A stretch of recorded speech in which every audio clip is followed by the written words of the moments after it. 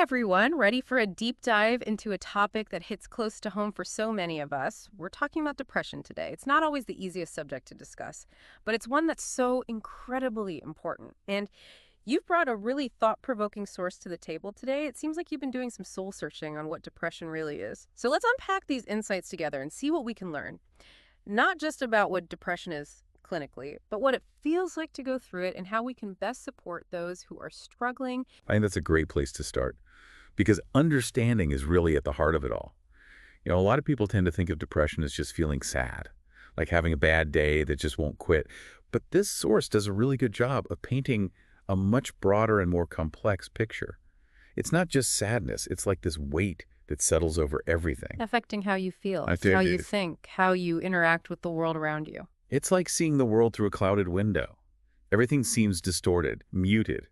It's hard to find the same joy in things you used to love. That's a really good way to put it. And what makes it even more complex is that there isn't just one single cause for depression. This source dives into the interplay of so many different factors: your brain chemistry, genetics, past experiences, even your current environment. It's like all these different pieces of a puzzle coming together. And that puzzle is going to look different for everyone. So it's not about pinpointing one single cause, but rather recognizing that each person's experience is going to be shaped by their own unique combination of these factors. Exactly. And that's why it's so important to remember that depression, just like any other health condition, can manifest in different ways. It's not one size fits all. And I think a lot of people have this preconceived notion of what depression should look like. So what are some of the different forms that depression can take? Well, the one we hear about most often is major depressive disorder. And the source really breaks down what that experience can be like. Imagine feeling this crushing sadness, emptiness, hopelessness. And it's not just for a day or two. It's this persistent feeling that lasts for weeks. And it's so intense that it starts to affect every aspect of your life, your Yeah. work, your relationships, your ability to just function day to day. It's like that 2-week mark that the source mentions is really crucial here because it highlights that this isn't just a passing blue mood, it's something much more persistent, much more pervasive. Right. Now, on the other end of the spectrum, you have something called persistent depressive disorder, or dysthymia, as it's sometimes called. And this one can be harder to spot because people with dysthymia might seem fine on the surface. But underneath, they're dealing with this constant low-grade sadness. It's like their baseline is just a little bit dimmer. It's like having a phone screen that's permanently set to low brightness. It still works, but it's just not as vibrant as it could be. Exactly. And speaking of things that can impact mood, the source also talks about seasonal affective disorder, which is a really interesting example of how our environment can play a role. Less sunlight, shorter days. For some people, those winter months can trigger a real dip in mood and energy. Oh, absolutely. I think a lot of us, especially those of us who live in parts of the world with long winters, can relate to that feeling of wanting to just hibernate until spring. It's not just in our heads. There's a real physiological component to it. Absolutely.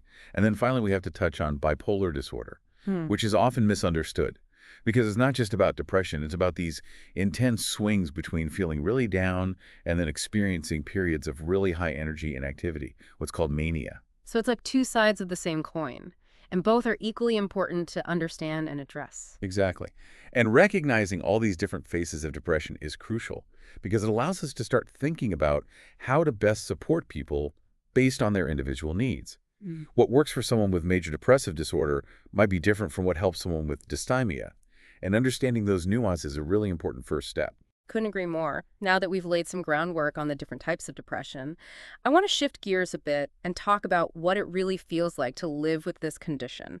Because this source does a really amazing job of going beyond the textbook definitions and capturing the lived experience of depression. Let's delve into that more after a quick break. You know what really struck me about this source is how it captures the feeling of depression.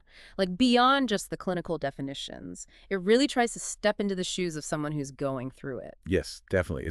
Like you said, it goes beyond the textbook and really tries to capture that lived experience. And one of the things that really stood out to me was this idea of isolation. Like even when you're surrounded by people who care, depression can make you feel so alone, like you're trapped in your own little world. That's such a good point. The source uses this metaphor of a bubble of despair. And I think that really resonates. It's like you're stuck in this bubble, and everything outside of it seems so distant and muffled. Even the simplest tasks can feel insurmountable. It's like trying to walk through quicksand. Every step takes so much effort. Exactly. And on top of that, there's often this added layer of shame. Like, why can't I just snap out of this? What's wrong with me? Yeah, that feeling of like, I should be able to handle this. Other people go through tough times and they don't fall apart like this. It's that internal critic that can be so loud and so unforgiving, and it just adds to the weight of everything else. And this is where I think those well-intentioned but ultimately unhelpful comments can come in, like, just be happy or cheer up. Oh, yeah. Like those phrases are going to magically erase what could be a really complex medical condition. Right. It's like telling someone with a broken leg to just walk it off. It completely minimizes the reality of the situation. That's why I appreciate that this source doesn't shy away from talking about the very real symptoms of depression. Because once you understand those symptoms, you're in a much better position to offer support and empathy. Exactly. Now, it's important to remember that everyone experiences depression differently. So it's not really about checking off boxes on a list, but there are some common threads that the source highlights. Yeah, like what are some of the things that people might be going through? Well, first and foremost, it's that persistent sadness that we've been talking about, that feeling of emptiness, hopelessness, like a weight on your chest that never really goes away. And it goes beyond just feeling down. The source talks about how depression can rob you of the joy you used to find in things, like things you used to love just don't hold the same appeal anymore. That's a really good point. It's like you've lost interest in the things that used to light you up, and that can be incredibly isolating. Absolutely. And then there are the physical symptoms. The source talks about changes in appetite and weight. hmm Some people find themselves eating more, using food as a way to cope with their emotions, while others lose their appetite completely. And then there's sleep, or lack thereof. Oh yeah, sleep is huge. The source talks about both insomnia, those nights where you just lie awake staring at the ceiling, Mm-hmm. and then the flip side, which is sleeping too much, but still feeling exhausted all the time. It's like no matter how much you sleep, you just can't seem to catch a break. It's exhausting. And on top of that, the source also mentions concentration difficulties. Trouble making decisions, even just remembering things can become a struggle. Right. It's like your brain is in a fog, and it makes it so much harder to focus and function. Absolutely.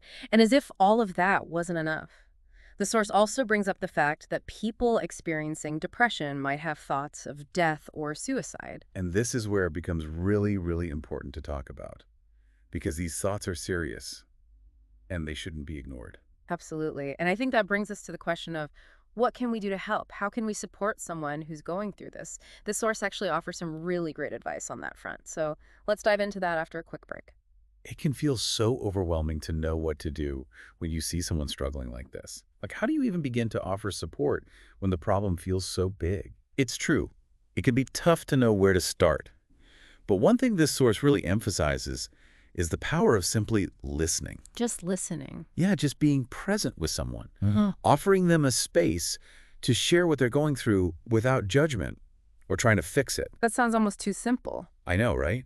But when you're stuck in that dark place, just having someone who will listen without trying to talk you out of it, it can make a world of difference. It's like offering a hand to someone who's drowning. Exactly. And You're not trying to pull them out of the water immediately. You're just letting them know that you're there and that you're not going to let them go. I think this source is also really helpful in pointing out what not to say. Oh, yeah, for sure. Like those well-intentioned but ultimately unhelpful phrases like cheer up or snap out of it. Right. Those kinds of comments just minimize what the person is going through. Like, it's just a matter of willpower. Exactly. It's like telling someone with a broken leg to just walk it off.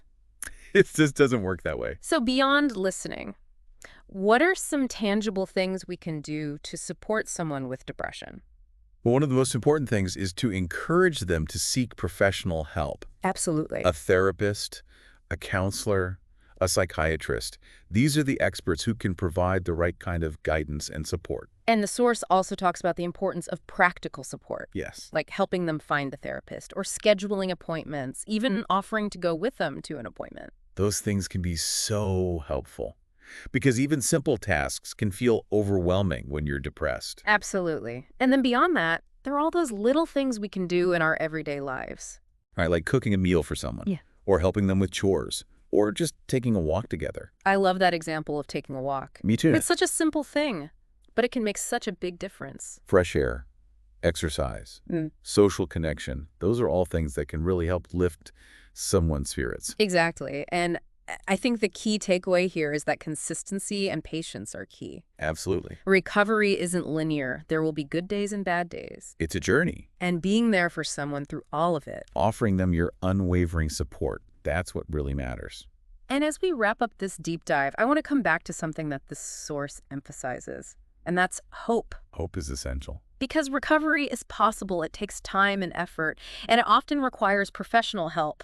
But there's always a light at the end of the tunnel. And I think that's such an important message to leave people with. Thank you so much for sharing this incredibly powerful source with us today. It's given us a lot to think about, and I hope it's inspired our listeners to approach these conversations with more empathy and understanding, and to remember that even small acts of kindness can make a world of difference in the life of someone who's struggling. Thanks for joining us for this deep dive, everyone. Until next time, take care of yourselves and each other.